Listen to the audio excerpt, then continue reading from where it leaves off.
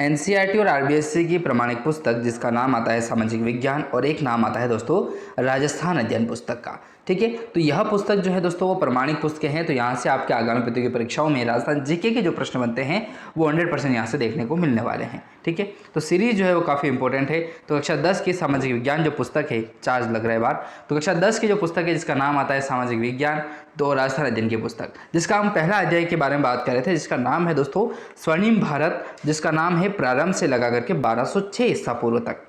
इसके बारे में बात करेंगे तो भारत के संदर्भ में ही दोस्तों आपको पता होगा, पता तो क्या होगा आपको, इतना सारा पता होगा, आप इतने पागल तो नहीं होंगे कि भारत के अंदर ही जो है वो राजस्थान आता है। ठीक है, भारत के अंदर ही राजस्थान आता है और राजस्थान ही आता है तो मान के चलिए राजस्थान जीके और भारत का जीके जो है वो यहाँ से कवर होने वाला है।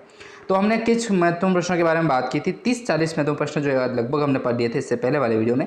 आगे के क्वेश्चन जानेंगे इस वीडियो में और अच्छे से देखते हैं कि किस प्रकार के एग्जाम में प्रश्न आपको पूछे जाते हैं।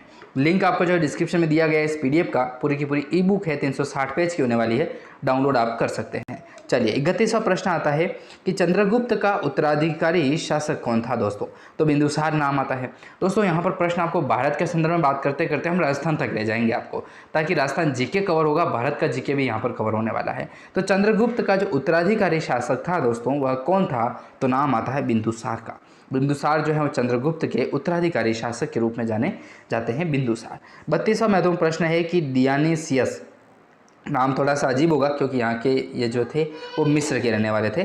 तो डियानीसियस जो मिस्र के थे दोस्तों, उसके दरबार में, दरबार की बात करें अपन, ठीक है, दरबार की बात करें तो मिस्र जो है वो किसके दरबार में राजदूत के रूप में थे दोस्तों, तो बिंदुसार नाम आता है। डियानीसियस मिस्र के थे और किसके दरबार में राजदूत थे, तो बिंदुसार के दरबार में थे। और बिंदुसार जो है वो चंद्रगुप्त के उत्तराधिकारी शासक थे। मतलब कॉन्सेप्ट आप जो है वो क्लियर करते जाओ।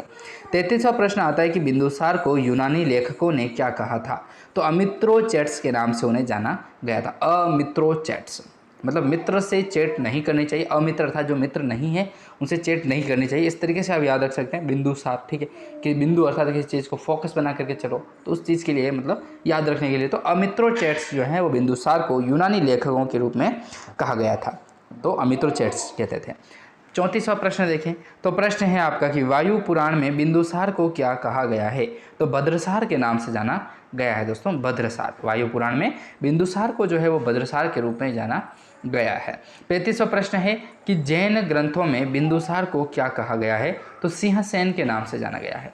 क्या जाना गया है, तो सिंहसेन के नाम से जाना गया था। जैन ग्रंथों में बिंदुसार को जो है वो सिंहसेन के नाम से जाना गया।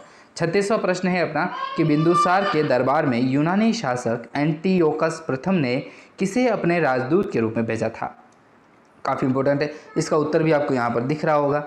नाम आता है दोस्तों डायमेकस। क्या नाम है, डायमेकस जो थे वह बिंदुसार के दरबार में यूनानी शासक जो था एंटियोकस प्रथम, उसके रूप में जो है वो राजदूत के रूप में भेजा गया था, जिसका नाम है डायमेकस। ठीक है, डायमेकस, डायनोमो नहीं, डायमेकस।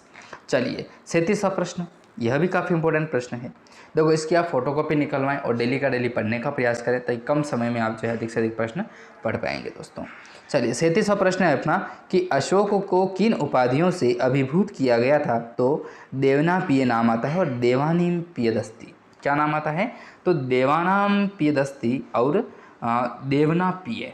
देवनाप्रिय अर्थात देव को प्रिय होगा, वही चीज़ देवनाप्रिय, और देवनाम प्रियदस्ती, बात एक ही है लेकिन बहुत है। तो सम्राट अशोक दोस्तों एक साक्षात भगवान का आशीर्वाद मानिए इन पर। ठीक है, इतना इन्होंने जो है वो पूरे भारतवर्ष को जो है वह गौरवान्वित किया है।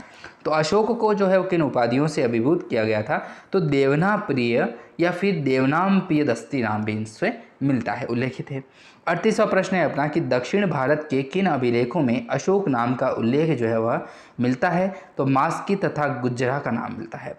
मास्की तथा गुज्जरा का नाम मिलता है दक्षिण भारत में अभिलेखों के नाम से, अशोक नाम से जो है वो उल्लेखित मिलता है, मास्की तथा गुज्जरा।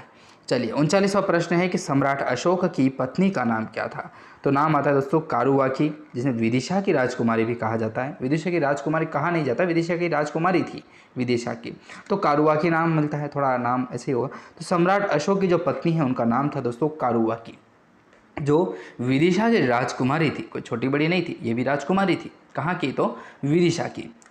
चलिए 40 नंबर का प्रश्न है कि राज्याभिषेक के कितने वर्ष बाद अशोक ने कलिंग युद्ध जो है वो लड़ा था। तो 8वें वर्ष में लड़ा था दोस्तों। राज्याभिषेक हो चुका था, उसके जस्ट बाद जो है वह 8 साल बीत चुके थे और कलिंग का युद्ध जो है वो लड़ा गया था। 261 ईसा पूर्व की बात हो रही है। ईस्वी संवत तो देखो दोस्तों, ईसा पूर्व की बात हो रही है, मतलब ईस्वी संवत आया उससे पहले की बात है। तो कितना गर्व का विषय है कि भारतवर्ष में जो है वह इस तरीके के युद्ध लड़े जाते थे और बहुत बड़ी विषय जो तब हुआ करते थे। तो राज्याभिषेक के जो है वो 8 साल बाद ही सम्राट अशोक के द्वारा जो है वो कलिंग का युद्ध लड़ा जाता है 261 ईसा पूर्व में। चलिए 41वां प्रश्न आता है कि अशोक के आक्रमण के समय कलिंग का राजा कौन था। तो नाम आता है दोस्तों नंदराज। देखो ये प्रश्न मैंने काफ़ी पढ़ा भी है, काफ़ी सुना भी है। प्रश्न है कि अशोक के आक्रमण के समय जो है वो कलिंग का राजा कौन था। तो नंदराज नाम मिलता है। क्या नाम आता है? तो नंदराज जो थे दोस्तों अशोक के आक्रमण के समय कलिंग के राजा के रूप में जाने जाते हैं नंदराज जी।